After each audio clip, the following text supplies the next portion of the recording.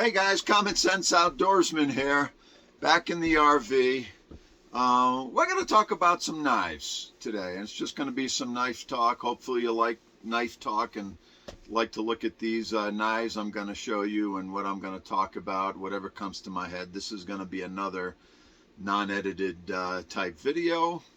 And I'm a little bit behind. It's been cold here in Colorado. Not a ton of snow, but the snow has been staying. So I've been busy with that, a couple of back issues, and I've got family nearby, my son, grandkids, and things to do and stuff like that. So I've gotten a little bit behind. I don't enjoy video editing like I do my knife sharpening. I do my video editing the same way. So I'm behind on my big knife versus axe or axe versus big knife series. I have enough footage now to do part 3. It hasn't been a big series. I don't have a lot of views on that. But anyways, I'm going to finish it anyways. And just like I do my knife sharpening, I like everything simple and easy. I don't like to buy a lot of stuff. So like my knife sharpening, if you watch my knife sharpening videos, I just like a simple sharpening stone and a belt for stropping, and I don't use any contraptions, and I've learned how to do it that way, and very nice and simple. Same way with my video editing, guys. I do it all on my Galaxy phone. My do I have the 21? I think I have the 21 Ultra, and I've learned to edit as best I can with that phone, but I just want to keep it simple. I do everything, try to keep everything simple, low budget, and so that's the way it goes. But I will finish up that axe and knife series. I think I'll have 2 more videos come out on that. So yeah, and I've been experimenting with YouTube Shorts, and kind of a strange thing. I'm kind of figured that out on how to add that to my channel. They're easy to do. I find that they do get a lot of views, and they can get a lot of thumbs up, and maybe not as many comments, and maybe not as many of my subscribers watching them, because it goes on the short feed, I guess. So anyways, I'm experimenting with those. They have increased my views, and hopefully it's bringing some attention to my channel, for my regular videos. But today I'm going to talk about Schrade Uncle Henry Knives. So, and I'll take you down to the table so you can see what I have. And Uncle Henry contacted me, and I've done Uncle Henry reviews in the past. I really like Uncle Henry Knives. Now, I know they're made in China. They've been made in China since about 2004. Company passed through a few hands, and I think some of the Schrade companies, meaning Smith & Wesson, Old Timer, Imperial, the rest of them that was always with Schrade, some of them have made recently some U.S. knives. I'm not exactly sure which ones, but these that I'm going to show you today are all made in China. And I like these knives because to me they look like Americana. I love the look of these knives. I'm a staglon guy. I know a lot of you guys don't like the staglon and you hate it. It's plastic. It's a Delrin material. But I just like that look. It just reminds me of like old time America. I don't know how else to say it. You may think differently. That's fine. So I really love this staglon look, and I really love brown leather sheaths. If I could pick one sheath to use the rest of my life above Kydex and everything else, it would be brown leather, because it just makes me happy. It's just something I enjoy. I just love the look of brown leather, and these old style looking knives with these are, staglon is to simulate bone, so it's not bone, of course. It's a plastic composite material. But I like natural looking stuff, or wooden handles, things like that. I enjoy that more than the synthetics, and this just gives me that look that I really like. So These 5 knives, Uncle Henry contacted me, Mr. Lane Ball, and he watched some of my videos that I've done in the past on Uncle Henry and saw that I was a fan, wanted to send me some knives. He sent me these 5 knives in particular, okay? This model I already had one, and this model I already had one, but that's kind of cool because it's cool to look at the differences, and we'll do that, okay? Overall, I really like these Uncle Henry knives with the staglon handles. I'm a big fan. You may not be a big fan. That's fine. The steel is 7CR17 MOV. To me, and I've had a lot of experience with a lot of different knife steels, but to me, they do a good job with it. It seems to be heat treated well. It works well. It holds a good enough edge. It's tough enough, so on and so forth. I give it the okay. I know a lot of people are going to poo-poo that steel, and, you know, again, that's fine, what have you, but it does the job. And for the price point of these type of knives, and these are in the 20s and 30s, maybe some of them might be in the low 40s. I don't know what the exact prices are right now, but for the price and what you get, I think they're a very, very nice knife, okay? So, and they have similar features like the brass features, okay? Of course, the staglon and the leather sheath features are kind of the same. Some of them will come with the pouch and will come with a sharpening stone. I'm going to have to take the golden spike out. And they'll come with this sharpening stone. That's great that it comes with the stone, okay? And this is a rough stone. If you kept this in that pouch and you really boogered up your knife and you had to use this, I'd say fine, use it. It's not going to be a problem. It's not my preferred stone. I think what I would do is I would remove the stone because I have my own stones that I like, and I'll show you, talk about these in a little bit, but this is not my preferred type of stone, but in an emergency would do the job. But what I would do really is I might put some waterproof matches in there. I may put a striker, maybe some tinder. I would just put some other stuff in there that I would want to carry, and I'd carry the sharpening stone that I like. I would just carry that separate, okay? So, but a lot of them do come with these types of sharpening stones. They work. Not my preferred stone, but they do work. We'll talk a few things about this knife, and let's go with the big one first. And this knife. This is the Pro Hunter, and it's initially the Pro Hunter 171 UH was the first generation staglon. This is the second generation staglon. The first generation staglon, not one on the table, but the first generation staglon is of this type, and we'll look at this knife also. It's that yellowish, orangey looking staglon. The second generation staglon is more brown, okay?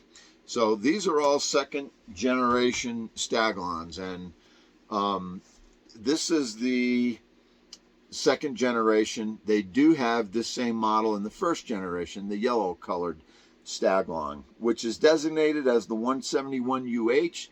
These next generation knives sometimes are called or designated as the same, but they actually have a different, you can see the number on the blade there, okay? So they have different designations. If this was the first generation, it would have the 171 UH on there, but sometimes they're sold. This next generation is sold as that original number, 171 UH, sometimes not. It can be a little bit confusing, but the next generation handles do have the different unit number or product number, whatever you want to call that number, okay? So I don't know if you guys recognize this knife, but if you've ever watched The Walking Dead and a knife that Glenn used, this was it. This was the knife that they had in the show, and it looked very cool, and I do very much enjoy the look and the feel of this knife. Now, a lot of these knives, they're kind of made similar, okay? And this is a trailing clip point. And most of all these Uncle Henry lines are gonna be for hunting. Could you roll them into other uses? Yes, you can. We'll talk about that as we go along. But they're mostly designed for hunting. They're not designed to be survival knives or bushcraft knives. You can use them as such. Some of them you can, some of them maybe not, and we'll talk about that. But so this knife is made with a stick tang that goes all the way through the handle, and it's screwed to the brass pommel. Okay, so this where the blade goes through the handle, it's cut down, and I'm going to say that tang, and I won't try to make you see it, but I can see it in there. It may be, the tang itself is less than a ½ an inch thick that goes through the handle, and then there's another brass piece in there, and it's screwed on to the pommel, okay? And it's tight and it's solid, and this brass finger guard is pressed on there, and it's not loose, or I don't think it would come loose. But so it's a pretty solid construction for what it is. Would I pound on this knife like I would a full tang survival knife? Probably not. But and this one is a hollow grind, okay? And there's, you know, it has a decent thickness. It tapers off at the tip. So primarily this is a large hunting knife, and it's got that belly there for that. And all of these knives have different bellies and different shapes for doing different things for your hunting tasks, okay? So yeah, not a survival knife per se. Could you do those type of tasks, bushcraft tasks with this knife? You could. You could do some of those, but you know, it's not like this is my Swiss Tech survival knife, D2 survival knife, that I did a good video on this one and beat it up pretty good. But see, that's a full tang. You can see that tang, knife tang, all the way around the handle, and that gives it the strength you need. And this would be more in the category of a survival knife, just to show that, okay?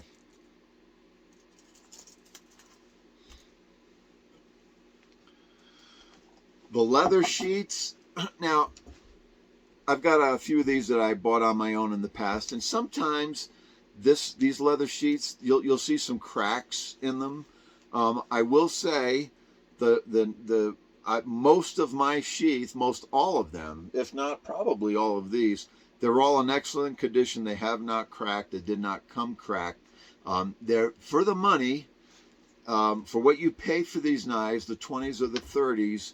You can't beat these sheaths. And what I do, and what you need to do, because they can be a little dry, but just buy some snow seal. Get that jar of snow seal. It's like a blue and white jar.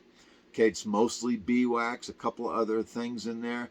But what you do is you just take your sheath, put it in the oven, heat it up to maybe around 120, and just get your hands. You can put gloves on if you want, and slather it all over it. Get it inside the belt loop, get it inside the stone pocket, get it inside where the blade's stuck. Get a stick or something you can stuff down there, get that snow seal down there, and when it's warm like that, it'll absorb it all. And snow seal, it's not a permanent coating, but it'll keep this protected for months. It'll keep it soft and subtle, and after a while, depending on how much you use the item, you may, after, if you're using it a lot, after 3 or 4 months, you want to do it again, and you got to keep doing it, because that beeswax will wear off. It coats. It does not change the leather. It just it'll absorb and it'll coat the material, and so it will wear off, and you have to keep applying it. But it's an excellent product, and it will not harm your sheath at all, and it'll help them to last for a very long time. Okay, so the next knife I want to look at would be the Golden Spike, and it's basically the same brown sheath concept. Works really well. Another very good sheath in good shape. Excellent sheath, okay. And then you've got the Golden Spike knife. I've done a full review on this one already, so this one isn't going to get a future full review. The Pro Hunter is, This elk hunter will, and this one on the end, their caping knife, will get a separate review. But the others I've already done. They're already up. So I already had one of these in Next Gen, okay? And very nice. Now these are definitely hunting knives, and this is of a thinner stock, and the tips on these are quite thin. So these, I do not recommend these for survival knives, bushcraft knives, even a general belt knife. These are pretty much strictly for skinning because of how thin the blade is. But look at that knife shape. I really, that is a good woodworking edge shape, the way it flows smoothly from the tip all the way to the guard. Very nice. Very nice. It has the brass guard. Again, the tang goes through, some kind of a stick tang. It's screwed onto the brass pommel. And there's the staglon handle. Very comfortable handle. I'm a big handle guy. I love the Pro Hunter handle. It's a huge handle. Look how thick and fat. I don't have those short sausage fingers, so I need a bigger handle so my fingers can get around it and get a good grip on it. And these are great handles, okay? They all fulfill that, and that I enjoy. But what I want to point out to you with the Golden Spike is some of the differences, because here's my, put that over there, here's my original Golden Spike, okay? And what I want to point out is, and with some of these other duplicate knives I have, it seems like the handles, these two handles are not the same. They're different. The patterns are different. The shapes are different. And they almost make them, I don't know if this is on purpose or by accident, but, you know, they're not perfectly even. So it does look like, you know how when you get a real stag knife, it's uneven, and that's how it should be. That's part of, you know, the beauty of the knife. And these are that way too. They're not the same. And look at the, you can see how they're just different. Look at how the one in my right hand, the hilt is kind of, the staglon handle is off from the hilt, and it looks, they just look, they do have a natural look for them. And so I don't know if they come from different molds or how they do it, but all the duplicates I have, the handles and the builds are slightly different, so they're not identical. So it just gives it that real, you know, that real stag look, so to speak. I know you can tell it's plastic. It's not going to fool you, but it's nice that they're not all coming out of the same mold, and they're not all exactly the same. This is a really nice, yeah, that's a really nice blade shape for working wood. I kind of like it for working wood, but it's not its primary use. Okay. So yeah, I already have a video on this one. I think I did it with my 183 UH elk hunter knife, and so that video is already up.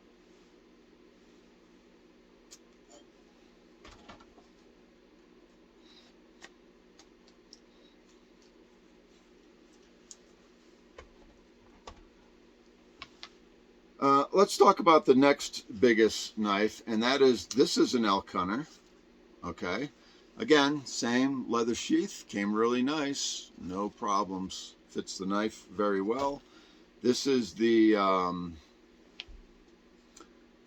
first generation stag of this knife is a 182 UH. This is the next generation stag, and so it has a different, it has just a number designation, if you can see that. If I had the first generation stag, that number would be, it would say 182 UH on that side, but because it's next gen stag, it just has that item number there. Okay, so that's the difference. So this is the 182 elk hunter with the next gen stag. Very nice knife. You can see the brass pommel. It's a full tang knife. You can see the tang going around that pommel. There's the guard. You can see the tang going around there. So this is a true, this is one Uncle Henry that's got the true full tang blade, okay? And all these knives will say, they still say Schrade on them, Uncle Henry Uncle Henry Schrade. Okay, they all still say Schrade on them. And nice hunting blade shape. This one, it's got a good thickness to the steel. Let me measure that. See if I can. This blade thickness is about, it's about 1/8, okay? And it's got a good strong tip. So could you use this for some bushcraft, some survival tasks as a belt? Yeah, I think you can roll this into definitely other uses, but it's still a hollow grind. It's a strong hollow grind, and it's still designed to be a hunting knife, and it's got that certain kind of belly there for a hunting knife. That is not a finger choil unless you've got really, I don't have fat fingers, so I could possibly choke up like that and use it. It's a little uncomfortable, but you know, for you guys with those big fingers, no, that's not going to be a finger choil. It's going to be more of a sharpening choil, but yeah, it's a good way to, you can get a nice easy sharpen on that blade with that choil there. Okay, and I believe this brass guard in the front is pinned on there. If you hold it right, sometimes you can see you get a little shine on it, you can see where the pin is. I'm going to guess they're pinned on there. Okay, there's the thickness of the handle, and I would almost prefer a thicker handle on this one, but it's really nice. It's a good knife. I enjoy it. Let's talk about the edges on all these different Uncle Henry knives. Pretty much they do a decent job on the edges. Now, I do my own knife sharp. I like my edge to be a certain way. I like my edge to finally end up to be kind of a convex edge. Sometimes it's like a Scandivex type of edge, but because I sharpen by hand, my knives are going to naturally come out that way, and that is a really good edge. These are just V edges, okay? They put a hollow grind on it, and then they do a V edge, and they don't do a bad job. I will be honest, some of them are going to need some work and some touch-up.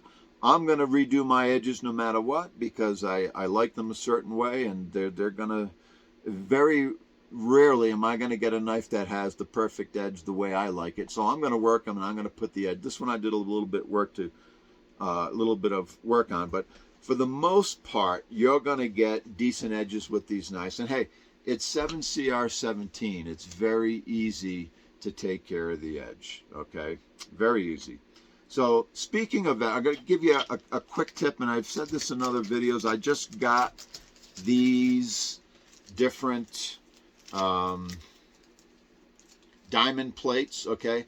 And that's all I use to sharpen my knives. All you really need is, I like to have 1,000 and about a 400 roughly, and these are marked on there, which is very, very nice and convenient. I got 4 of these for like, what did I pay? 12 bucks on Amazon. And they have a felt, haven't taken them out of the package yet, a felt backing. Very nice, but all you really need, and sometimes you can get the plate where it's just got a different grit on either side. It comes together like that. But, you know, I get a natural Scandivex because I take my knife and I hold the plate in my hand and I sharpen like this. I go in circles or straight up and down, or sometimes I'll finish it off with this straight swoop. But I have some good knife sharpening videos. Check those out. I've got a series of 4. If you want the short version of it, just watch the 3rd and 4th one. If you want the background information and a little bit more learning and stuff like that, watch 1 and 2. But go ahead and skip to 3 and 4 if you want to get the fast version. But it's like riding a bike. You just got to practice, and once you get it and you take those training wheels off, it's all you need is a stone like that. I recommend using the base so you don't cut your fingers, okay? Don't do it the way I do it. Use the base for these plates, and then just keep practicing. It might take you 3 knives, it might take you 5, 10, 20, whatever, but eventually you're going to get it by feel, and you're going to be able to take care of your knives, no problems, with just something as simple as this. And then strap it with a leather strap, maybe an old belt with some green compound. Boom, that's all you need to do. You don't need to spend all kinds of hundreds and hundreds of dollars on Japanese water stones and all these guide angled sharpening systems. You don't need that. What you need is practice, and that's the best way to learn it, because then if you got this and you got this, you can sharpen your knife anywhere, anytime. You don't need a bench. You don't need any gizmos. You don't need anything like that. Okay? So this is the only Elk Hunter 182 UH I have. Very nice. Let's look at the other Elk Hunter, the 183 UH, and I've done a video on this. I did these two knives together. Okay, so let's talk about the quality of these knives now with this knife, and I really like that. It's kind of like a Nesmith blade shape. This one came really sharp. I did very little to this edge. It's a fatter edge, but it came very, very sharp. In my video on this, I had a problem. I was chopping with it. Now again, this is a hunting knife. These are hunting knives. I was going a little bit more to see how tough they are, and the guard came off, and I epoxied this guard back on there. Ever since I did that, no problems. Okay, and so this is a full tang knife, but where the guard goes on the bottom, the tang is cut and dented a little bit. If you look at that video, you'll see that. Okay, but overall, these knives and using them, the build quality, I'd say, is very good. No knife is going to be perfect. No knife is going to be perfect. Like I said, this guard came off. I epoxied it back on there with JB Weld plastic bonder. Worked perfectly. Looks great. It's not going to come off again. Okay. And the other thing I want to talk about is how these knives are built. Let's take a field trip to old timer knives. Okay, this is the old timer Woodsman.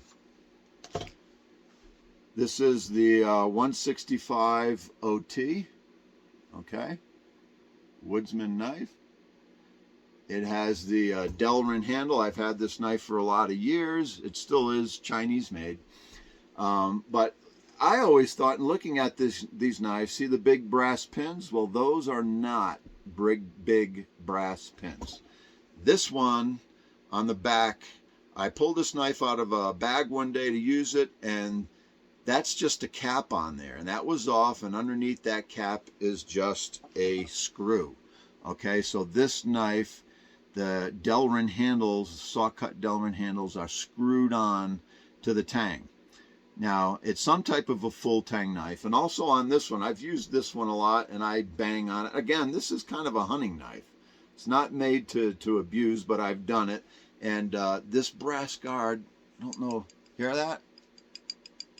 It's just the slightest loose. Not too worried about that, because it was slid over the tang, and then the Delrin handle was put on. And all I'm going to do, again, I'm going to use some of that epoxy. I'll put it on there. One day, I'm going to use this some more to see how the handle holds up, but I may just pop all these out, take the screws out, and when I do that, we'll take a look at what's underneath and see exactly how this one is built. But because of this one, which is still a very good knife, but because of this one, I'm wondering about some of their other ones, like the 183 UH, is that the same thing. I'm going to keep using this knife. I'll get rough with it again and just see how it holds up. But my question is, are those caps and are there screws under there, or are those actual pins? They look a little different than the old timer knife. They almost, if they are just caps, they're fooling me a little bit better than the old timer, but we'll see. I'm not just going to try to dig them off there. I'm going to use the knife a little harder, see what happens, see how it holds up, and if it comes off, I'll show a video in the future, and we'll look at how this one's made also. Okay, so yeah, that's the 183 Elk Hunter. Video already out on that knife. All right, let's take a look at this is the Pro Hunter Mini knives, and the one on the bottom is the first gen staglon. The one on the top is the next gen. The one on the bottom I've had for years. Okay, they just sent me the one on the top, and I really like these. Make a great EDC knife. Put it on your belt. The leather sheaths, again, are great with these knives, no problems. But I think if you want to carry a fixed blade for EDC, these are great EDC knives. Very, very, very great. And again, so the same models. This is the Mini Pro Hunter is designated as PH2N with the first gen staglon handle, but the second gen staglon handle, you know, has the number designation. If you can see that. And it still says Uncle Henry Schrade on it, okay? And the number there was, it's 11000088 if you didn't see it. And again, these handles, although it's the same model, but different, you know, first gen or second gen handles, but the handles, the patterns are completely different. They're different shapes, kind of a different texture. This one, this next generation handle is a little bit more jagged edges, which is fine. It's not uncomfortable. This one is very nice and smooth. I really like this first gen handle. Really nice. This one is a little bit more jagged, has a different feeling. This one feels a little bit lighter. Let's see if it is. I'm going to put my scale on here. Let's whip you around to the scale there. And that's got a piece of tape on there, but I'll just let that stay on there. So this, I'm going to guess this one's lighter. Second generation handle. And that's 3 ounce weight on that one. And let's see what this one is. Come on, 0. No, it's not zeroing. There we go. And the first gen one, 3.1, almost 3.2. So yeah, it is a little bit heavier, as I suspected. So, and this handle material, the second generation handle material on this one, it just seems lighter. It feels lighter. Kind of has a different feel. But again, obviously there's no mold, single mold for these handles. They come out differently, which is nice. It gives each knife a kind of a unique look and feel. Okay, I did do a video on my first gen handled Mini Pro Hunter, so that's already out. And so we'll just get a good look at this the second gen handle. These knives, most of them do come with these leather sheaths. And these Mini Pro Hunters are full tang also. You can see the brass guard on the bottom. I'm gonna guess that tang on the bottom is indented a little bit, okay? But these have basically nice grinds, good all around hunting knife, but you could use it as a belt knife, do other tasks for it. It's just a nice, generally nice small type of belt knife, okay? And the same with those pins. I don't know, are those real pins or are those caps? I don't know. What do you think? I don't know. But these knife lanyards,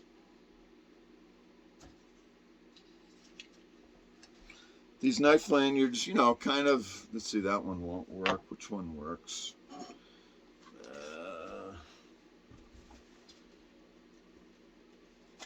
Maybe this one does. You know, if you got a leather lanyard like that, go up a little bit. I usually don't use lanyards, but they can be good. If for some reason you don't want to drop your knife, just wrap it around your thumb, okay? Get it in your hand like that. Oh, this one fits good. Kind of perfect. And use it that way if you're working over snow, or, you know, you don't want it to roll down the hill, whatever. If you drop your knife, you might need a lanyard. But, you know, typically I don't use lanyards unless I have to. But it's a nice touch that they give you those leather lanyards. Nice touch. We'll talk about this knife. Let me, just wanted to show you the lanyard there. All right, so the Mini Pro Hunter, talked about that. I guess we'll, let's go to this one next, okay? And this one, this is, I just call it the Skinner knife. I haven't seen that Uncle Henry has designated a name for this knife yet. I have done a video on this knife, same information, same brown leather sheath, very good shape, Nice. I really like this knife. Good hunting knife. You can do some other things with this one also. Not the thickest tip, but it's thick enough. So, you know, belt knife, yeah. You can do some camp chores and some other thing, but you're not going to really use it that hard like a bushcraft knife or a survival knife. Again, this is a full tang, and very nicely done. Does have the, I don't know, some of these may be, this one could be nickel silver bolsters here. They look more nickel silver than brass, but some of their nickel silver just has that brassy look, and I'm going to guess they're pinned on there also, and then it's polished so you can't see the pins. Second generation staglon handle, very comfortable, very nice. This handle on this one is very smooth, very comfortable, and this one definitely looks like it has true brass pins in there. It's just a small pin, so yeah. And then the lanyard hole, and then again you've got the leather lanyard. But see my full video on this one. Great knife. Really like this knife. Comfortable, useful, good hunting knife. It'll work wood, make great feather sticks because of the shape. That's got that woodworking blade shape, okay? That nice slow curve all the way through that blade. So, and these knives are they're all hollow grind, but it's a strong hollow grind. Guys, don't get down on hollow grinds. There's a reason for that. I won't talk about it all right now, but there's a reason for that. Hollow grind can be fine. Not a problem. Okay, so I just designate that one as the Skinner. And did I show you the number? The number on this one is 1100034. Okay. I really like this knife. It's just got a good feel to it. Very nice. Okay. Let me toss this over here. And lastly, let's look at the larger Pro Hunter, the PH1N, and I have two of these, and both of these I bought because I just wanted a second one. And the same thing with this sheath. These sheaths do not have snaps, but they're in great shape. Okay, they just press in. They hold very nicely, very tight in there. These you can, same thing with the lanyard, same thing with those pins. Are those caps? Are those pins? I don't know. I'm not going to pull them off, but I will use these, put a little more use on these, see what happens. Same type of a brass. This one could be silver nickel or brass, not sure, but it's kind of designed the same way as some of the other ones. But nice thick blade. This knife weighs, come on, zero out.